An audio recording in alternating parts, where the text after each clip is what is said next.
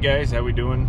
We got kind of delayed this weekend, or actually Sunday night. We had 70 hundredths worth of rain in the areas that we needed to get finished up strip tilling.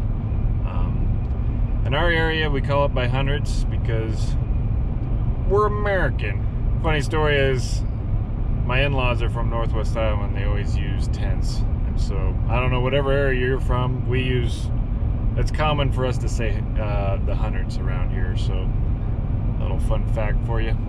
No, we got kind of delayed, so we're usually starting to plan around this time. The 20th is kind of when we try to get planners rolling, but this year's just kind of been a different year. It's been a little later, so we're still trying to get our strip till finished up. We got, you know, a few quarters left, and then we can get switched over to the planners. So hopefully we can get started maybe again today to hopefully get finished up with strip tilling around midweek here or so. So we'll see how that goes. If we can do that, we can get switched over. We still got fertilizing to do with the sprayer, but that's not as crucial because my brother can be doing that while we're planning. So that's something that can be done simultaneous with planning. And right now I'm heading to the shop to kind of see what we can get rolling here. While we're waiting, because we got a cage tank empty here, a product, we can make sure he gets full or replace him out with a new one. We'll have to wait on these because they still got some left, I guess. Take skid steer, forklift, excuse me, and open up this door, pull the truck around, put a new cage tank on.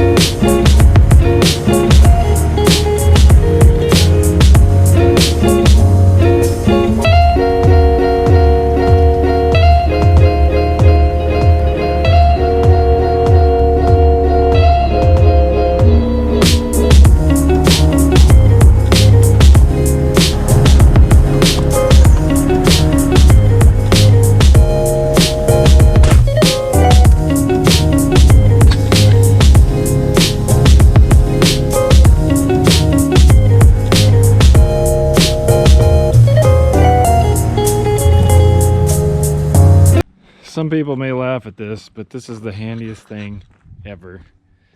So when we got a guy driving the truck around hauling water, we got pivots to move, right? So instead of the sprayer guy having to come move all the pivots and taking up his time, the guy running the truck can take this four-wheeler off, go move the pivot, or do whatever he's got to do, go from there. Hence, being more efficient helps out. 403 Rob the Mobile 8. Yeah, is it able to go? Yeah, I think so. It's getting better. Is John up there? Yeah. Okay, do you want me to stick around to move the truck soon, or I guess how much you got left there? We got half of Bentley East to do and all of Bentley West.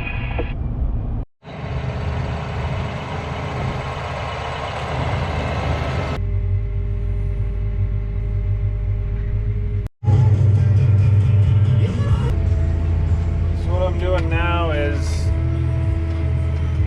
the strip tillers are on their way up north here to our well, the far grade ground, we call it kind of the Mason City ground. Before they come up there though, I brought our VT up. We had a lot of water run through these bottoms here, so I'm kind of going through, kind of like in my previous video I was showing my brother he was doing. We just kind of get a lot of corn stalks that built up. So what I do is kind of go through and it kind of helps smooth out the bottoms, and you know, just where all that water ran just kind of caused some unevenness in the ground too. So I just brought this, it's kind of like a big disc, but it's got more blades and they're more vertical. They're not as concave as like a disc, hence the term vertical till. There's many different kinds of forms of vertical till. This one looks closer to like a disc. Some have more either wavy colders or serrated discs.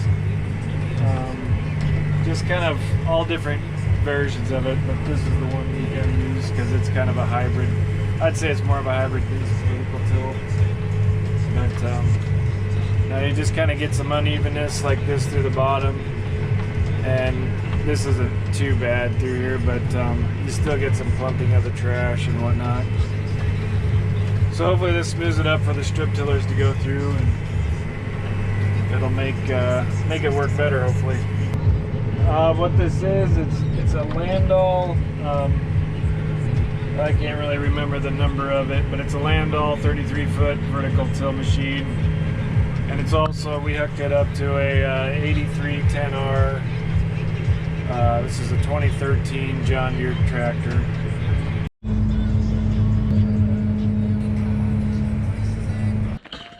So kind of one of the things we do on our farm is in the winter months for planting, we come into our office here. Well, we come into our office a lot, actually, but we have agronomists that we sit down here with at the table. We basically go over last year and what we did on each field. We kind of looked at what worked, what didn't work. Maybe there's better techniques we could use, or equipment. Also, this is kind of when we start to decide which hybrids we're going to start to plan for next year and what fields we'll put them on. And one of the things we use is, we keep track of stuff on the iPad and stuff, but the nice thing, we have an Apple TV behind this, and we can put stuff on the iPad, look at yield maps, whatever. Being able to visually look at, what stuff did helps us out to see which hybrids worked well and whatnot. But also we kind of go through, as we plan for the next year, our agronomists, they know what kind of works. They know our fields well, and what they do is they sit down, they know the hybrids, and they're like, okay, this one's going to work well on this field because we had maybe a little more bug pressure or weed pressure or whatever, or we're short kind of water on this pivot, and so we'll kind of look at a hybrid that might be more drought tolerant and whatnot. And then we also look at what can we get away with just by using maybe a insecticide over the top of the seed versus an insecticide that's actually in the plant. And what I mean by that is some hybrids have genes that are placed into them that they make them resistant to rootworms or corn borer or whatnot. And in doing that, we come up and then we come into our shop out here. Yeah, that's my bike. Don't knock it till you've tried it. But no, we come over here, we have our seed order in, and then we end up with boxes like this. This is what our seed come in. They're called Pro boxes. And this is, I don't think we've got them all in yet, but we're getting quite a bit in. That's some of our chemicals still. But what we do is you end up with hybrids like this. This name right here is the hybrid number. What this means on a Pioneer number is it's a 112 day, and then that's the hybrid number behind it basically. And it's an acre max, which means it's got above ground corn borer protection basically, or some kind of bug protection. This one right here, Aquamax, that means it's basically suited for drier conditions. It'll handle less water better. And you come down here, you got your herbicide tolerant traits, which Roundup Ready or Liberty Link Herculex, corn borer, that's more of your insects. Lumigen, I have no idea what that is, but it increases the value by at least $100 a bag, I'm sure. But no, you got all kinds of different hybrids, and that's kind of what that means. Also, not every kernel's the same. It weighs different. As you can see, the net weight of the units in this box is going to be 2,425 pounds. Each unit will have 80,000 kernels. There's 50 in this one. As you see, this one's a little bit different weight at 225. And so seeds come in all shapes. You get fat rounds or small skinnies, you know, and that also sometimes that'll even, you know, depending on the planter too, the seed shape as we come in here will make a difference in how well a planter can singulate. Different planters do different jobs with seed. And maybe if I can open one of these here. You know, my brother, he hose clamped all his hoses on. But you see those holes there. Different seeds will tend to singulate a little differently. The newer planters have gotten a lot better at handling a wider range of sizes. And so with that, you know, that makes a difference, being able just to kind of set it and forget it. These do a really well job across most ranges. It struggles just slightly more with the skinnies, the small skinnies, but it still does a lot better job than the old ones did. And so no, they're getting a lot better at planting that. So, and also when you plant corn, we use something called talc and graphite to help the flow. We put all the seed in this box here, and so when that comes out, it's got to flow through these tubes underneath here to each individual row unit, and this is just kind of a mini hopper for the corn to wait till it gets sucked up in here. And the advantage of obviously having a central fill versus each box is you don't have to let each box empty out by itself.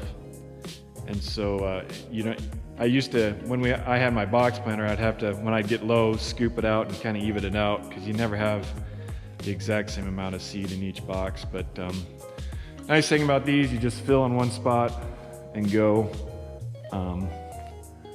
No, hopefully these things will be ready to go. Hopefully we get done strip tilling here in the next day and a half or so, then we can get hooked up to these and get ready to rock and roll, I guess. So that's kind of a all together, maybe too quick of how we kind of plan and what it means to, actually I kind of probably put it together too much for you, but hopefully that makes sense. If you have questions, just let me know below.